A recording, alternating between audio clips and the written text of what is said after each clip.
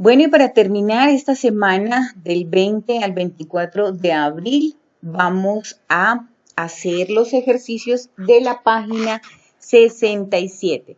Les voy a guiar, pero tienen que tener su cuaderno para poder colocar las respuestas y entender muy bien de qué tratan los ejercicios.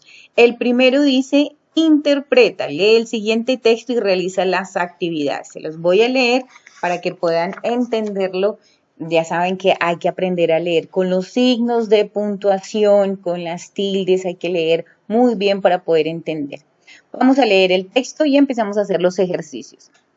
Lee el siguiente texto y realiza las actividades. Muchos años después, frente al pelotón de fusilamiento, el coronel Aureliano Buendía había de recordar aquella tarde remota en que su padre lo llevó a conocer el hielo. Macondo era entonces una aldea de 20 casas de barro y caña brava, construidas a la orilla de un río de aguas diáfanas que se precipitaban por un lecho de piedras pulidas, blancas y enormes como huevos prehistóricos.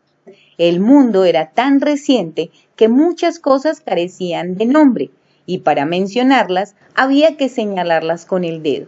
Todos los años, por el mes de marzo, una familia de gitanos desarrapados plantaba su carpa cerca de la aldea y con un grande alboroto de pitos y timbales daban a conocer los nuevos inventos. Primero llevaron el imán, un gitano corpulento de barba montaraz y manos de gorrión que se presentó con el nombre de Melquiades, hizo una truculenta demostración pública de lo que él mismo llamaba la octava maravilla de los sabios alquimistas de Macedonia. Este es un fragmento de 100 años de soledad escrito por el autor Gabriel García Márquez.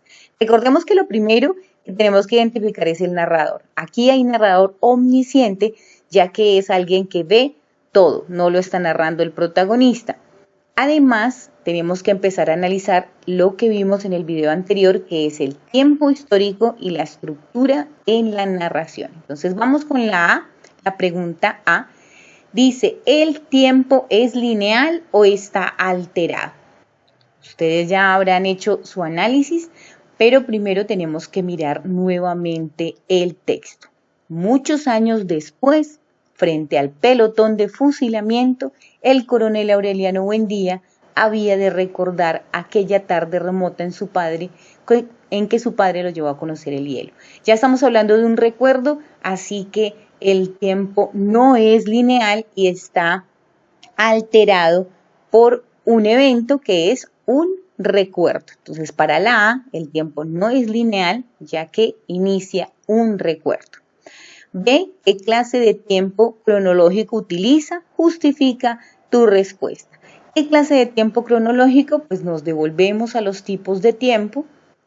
Recordemos que está el flashback o narración retrospectiva, el flash forward o anticipación, el tiempo mítico o tiempo circular y el relato iterativo o repetitivo. Creo que sin lugar a dudas, viendo que es un recuerdo, podemos decir que el tiempo es flashback o narración retrospectiva, ya que está en el presente, dice que frente al pelotón de fusilamiento, pero dice que recordó aquella tarde remota en que su padre lo llevó a conocer el hielo. Entonces, ¿qué clase de tiempo cronológico se utiliza? Entonces ya sabemos cuál es el flashback o el que conocemos como retrospectiva, porque se trata de un recuerdo. Vamos con el C.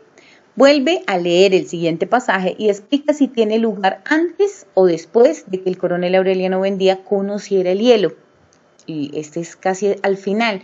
Un gitano corpulento de barba montaraz y manos de gorrión, que se presentó con el nombre de Melquiades, hizo una truculenta demostración pública de lo que él mismo llamaba la octava maravilla de los sabios alquimistas de Macedonia.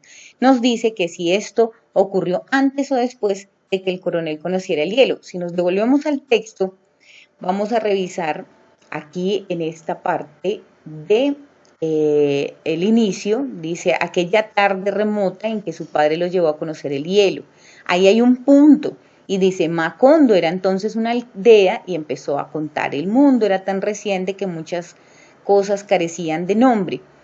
También habla de esos gitanos que todos los años, por el mes de marzo, una familia de gitanos plantaba su carpa cerca de la aldea. Entonces, esto del gitano sucedió antes de conocer el hielo. Entonces, donde dice, explica si tiene lugar antes o después, pues es antes de conocer el hielo, porque dice que aquella tarde remota su padre lo llevó a conocer el hielo, pero hay un punto y empieza a contar algo que pasaba en la aldea, pero aún no nos ha contado en qué momento conoció el hielo. Lo llevó a conocer el hielo, pero no lo ha conocido, y él ya habla de otra, en su recuerdo, de esa familia de gitanos. Entonces, esa es la explicación de que sucede antes de conocer el hielo.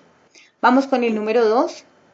Responde qué efecto produce en el lector el uso de estructuras paralelas o circulares.